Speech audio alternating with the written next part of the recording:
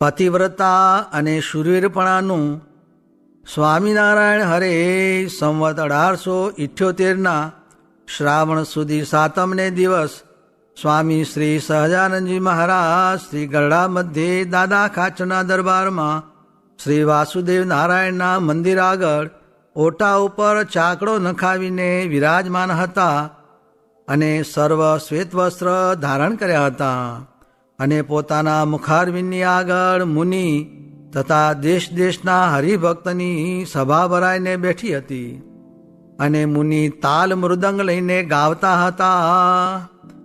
પછી શ્રીજી મહારાજ નેત્રકમળની સાને કરીને તે કીર્તન રખાવીને બોલ્યા છે, સર્વે સાંભળો, એક વાત કરીએ છીએ જે ભગવાનના ભક્ત હોય તેને એક પતિવ્રતાનો ધર્મ રાખવો અને બીજું શૂરવીરપણું રાખવું.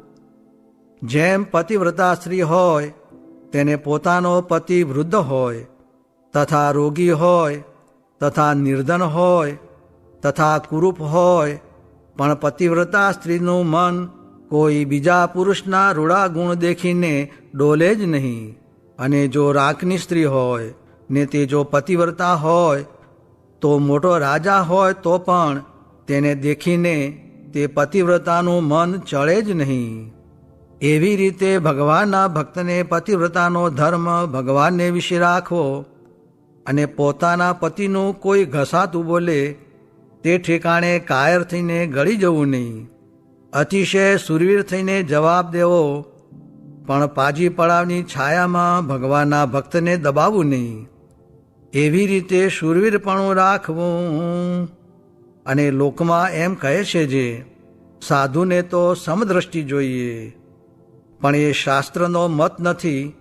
કેમ જે નારદ સનકાદિકને ધ્રુવ પ્રહલાદાદિક તેમણે ભગવાનનો ને ભગવાનના ભક્તનો જ પક્ષ રાખ્યો છે, પણ વિમુખનો પક્ષ કોઈએ રાખ્યો નથી. અને જે વિમુખનો પક્ષ રાખતો હશે તે આ જન્મે અથવા બીજે જન્મે જાતો જરૂર વિમુખ થશે. માટે જે ભગવાનના ભક્ત હોય તેને જરૂર ભગવદીયનો પક્ષ રાખ્યો જોઈએ અને વિમુખનો પક્ષ ત્યાગ્યો જોઈએ. આ અમારી વાર્તાને સર્વે અતિ દ્રઢ કરીને રાખજો. ઇતિ વચનામૃતમ. એ રીતે ગરડા મધ્ય પ્રકરણનું 5મું વચનામૃત જે તે થયું. સ્વામિનારાયણ સ્વામીએ વાત કરી જે ભગવાનની ઉપાસનાનું બળ હોય તેને મહાપ્રલય જેવું દુઃખ આવી પડે તો પણ એમ સમજે જે દેહ તો પડી જશે ને આપણે ભગવાનના ધામમાં જાશું એમ સમજીને સુખ્યો રહે. સ્વામિનારાયણ સ્વામીએ વાત કરી જે અલભ્ય લાભ મળ્યો છે અને આત્યંતિક મુક્તિને પામ્યા છીએ.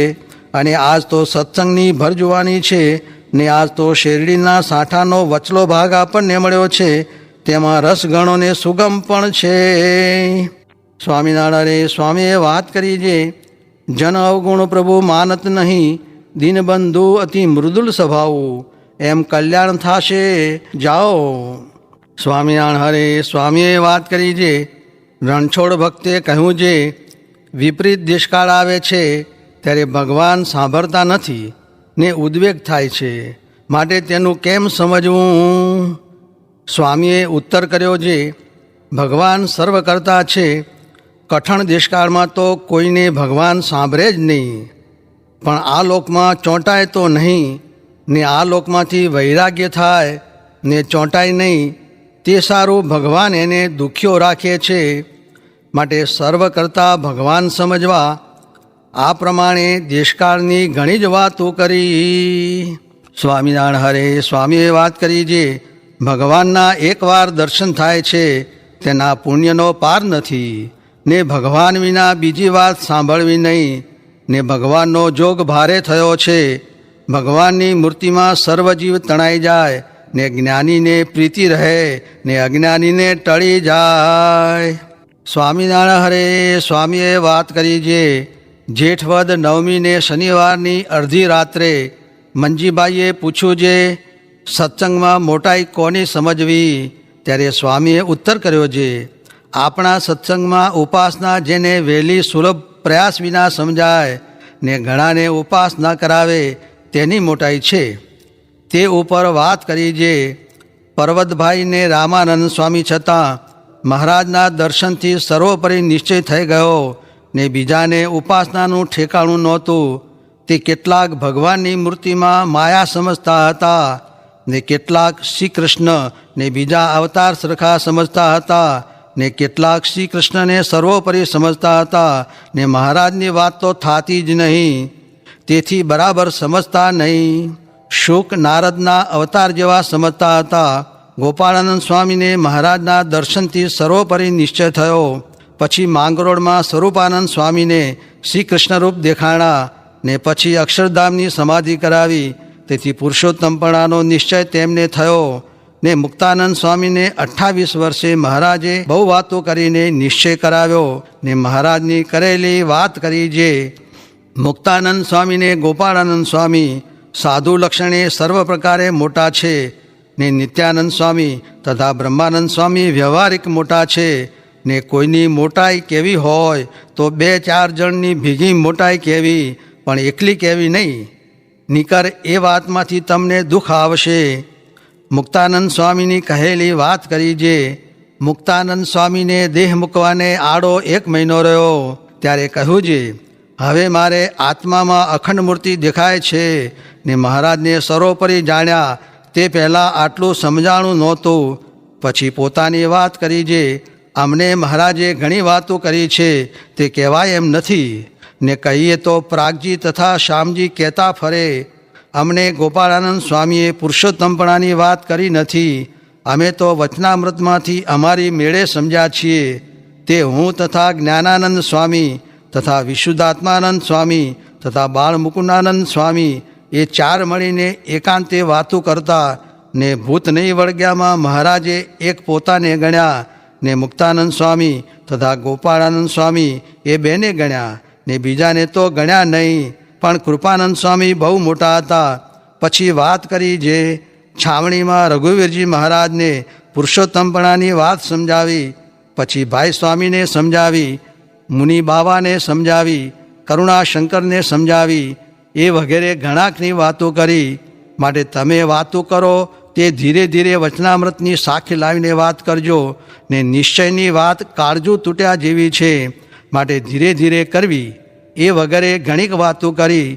ત્યાર પછી ઊભા થઈને કહે છે, તમો સર્વે આ અમે કહ્યું તેમ સમજજો ને તેમ જ કરજો. એમ વાર્તા કરી અને એમ સમજવું છે.